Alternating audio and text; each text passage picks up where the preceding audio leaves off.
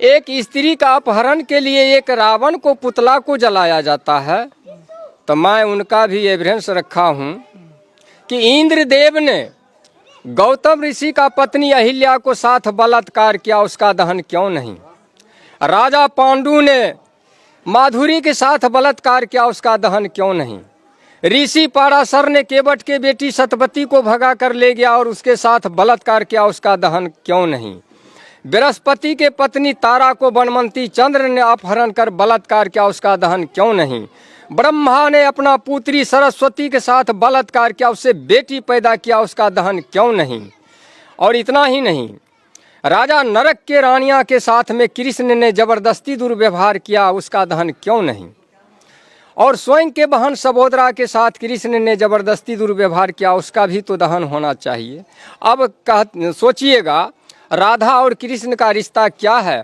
उनके धर्मशास्त्र ग्रंथ के अनुसार राधा कृष्ण का मामी है।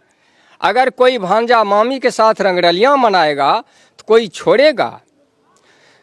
और इतना ही नहीं, महाभारत में भीष्म पितामह ने तीन लड़कियों को अपहरण कर बलात्कार किया, अम्बे, अम्बालिका।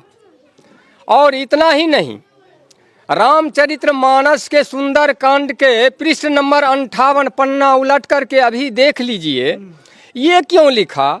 ढोल गमार शूद्र पशु नारी सकल तारिना के अधिकारी, क्यों लिखा? मनोकामना पूरी होगी ऐसे कहते जनता को, और घंटी बजा बजा करके ठगते रहता जनता को कि 22 वेद पुराण भारत में कहाँ से आए? क्या ऊपर से आसमान ने टपकाए? नहीं गिरे वेद पुराण अमेरिका रूस जापान में, और वेद पुराण टपके इस भारत में तो ये अंटीना वाले को मकान में। कि वीरों के वीर हनुमान यहाँ फिर स्वर्ण पदक के लाले क्यों? कि धन का देवी लक्ष्मी यहाँ फिर भूखी नंगी जनता क्यों? और ज्ञान का देवी सरस्वती फिर अनपढ़ जाहिल जनता क्यों? इन मनोवादियों ने हमारे 85% मूल निवासी भाइयों को भरमाया है। अरे अब तो समझ जाओ, हमारे अकल पर पड़ गया ताला है।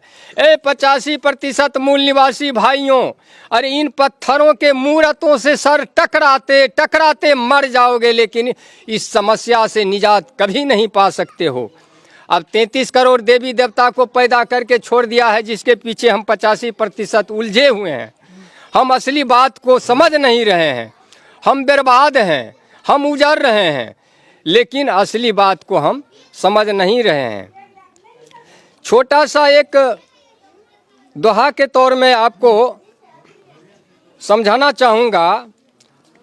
अब आप 10 गो मिट्टी का चूहा बना लीजिए और चूहे को रंग में पेंट पचारा करके किसी चूहे को बिल पर रख दीजिए, और इधर से 5 गो बिल्ली को इंडिकेट कीजिए, तो क्या मिट्टी का चूहा को बिल्ली कैच करेगा? नहीं, कभी नहीं कर सकता है।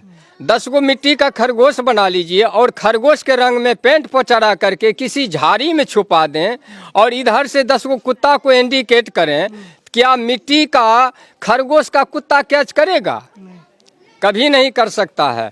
हम इतना ग्रेजुएट होते हुए मानव, पढ़े लिखे, डॉक्टर, वकील, इंजीनियर, प्रोफेसर, जज, कलेक्टर, IAS, APS हो करके भी हम माटी के हनुमान, शिव शंकर, दुर्गा, काली, पार्वती, लक्ष्मी, सरस्वती, गणेश बना करके रंग पेंट पचारा करके लंगोटा साया साड़ी ब्लाउज पहरा करके कल जोड़ करके गिराते हैं, हनुमान हम पे कृपा करो।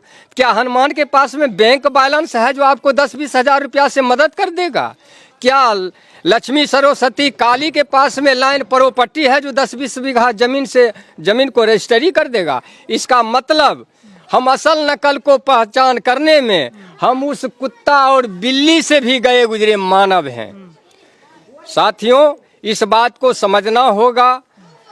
जब तक नहीं हमारा ये 85% आदमी समझेगा, तब तक ये समस्या में उलझे रह जाएंगे।